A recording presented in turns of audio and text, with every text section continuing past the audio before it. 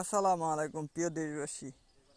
একটা জিনিস লক্ষ্য করে দেখুন, এই যে যে সরকার কন্ট্রাক্টর, রাস্তার কন্ট্রাক্টরদের যে টাকা দেয়, এটা কিন্তু আমাদের নিজস্ব টাকা।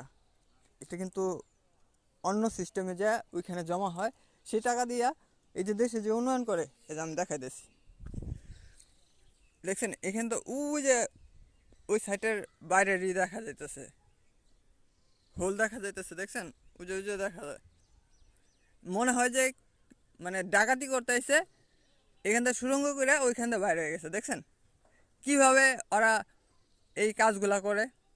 না কোনো এটার ভিতরে কোনো কিছু দেওয়া, মাটির যে যে মানে জাতা দেওয়ার জন্য যে বা চাপ খাওয়ার জন্য যে একটা যন্ত্র আছে, ওইটা না ব্যবহার করছে, মানে ফাঁপা করে তৈরি করে গেছে। এই যে এইখান দিয়ে একবার পুরা ফাঁকা, ওই যে দেখা যাইতেছে সাদা। ঠিক আছে, মনে হইতেছে যে আহ, এটা কেউ ডাকাতি করতে এসে ডাকাতি করবে, সুড়ঙ্গ করে থেকে গেছে। এ হচ্ছে রাস্তার অবস্থা। আরো সামনে দেখাই দিচ্ছে। সরকার কি ওদের কি টাকা দেয় কি অগ পকেটে ঢুকানোর লিগা? বাটপাড়ার বাচ্চাদের এই যে দেখছেন রাস্তার অবস্থা কী হয়েছে। এই যে ওদের খেয়াল খেয়ালের কারণে এই যে রাস্তা নষ্ট হয়ে গেছে, এই যে গর্ত হয়ে গেছে। আর যদি ভালো মতো কাজ করতো তাহলে এটা হতো না। ঠিক আছে, এটা সুন্দর মতো না দিলে এই যে রাস্তাটা নষ্ট হয়ে গেছে। সামনে আরও আছে, এই যে এভাবে একবার পুরা মানে 20 কিলোমিটার এরকমই ভাঙ্গাচোরা হয়ে গেছে।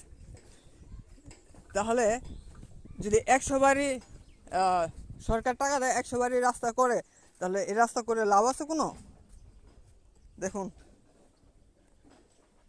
রাস্তার অবস্থা দেখছেন কি কেমন হয়েছে। এইভাবে মানে প্রত্যেকবারই আহ, সরকার ওই রাস্তার কন্ট্রাক্টরদের টাকা দেয়, ওরা এভাবেই টাকা খেয়ে মানে রাস্তার 12টা বাজাতে হয়। আমি এখন একটু গ্রাম্য ভাষায় বলতেছি মিক্স করে, কারণ সবসময় শুদ্ধ তো বলার জন্য তো হয় না, যে গ্রামের কিছু মানুষ আছে ওনারা বুঝে না, তার জন্য একটু গ্রাম্য ভাষা বলা হইতেছে। তো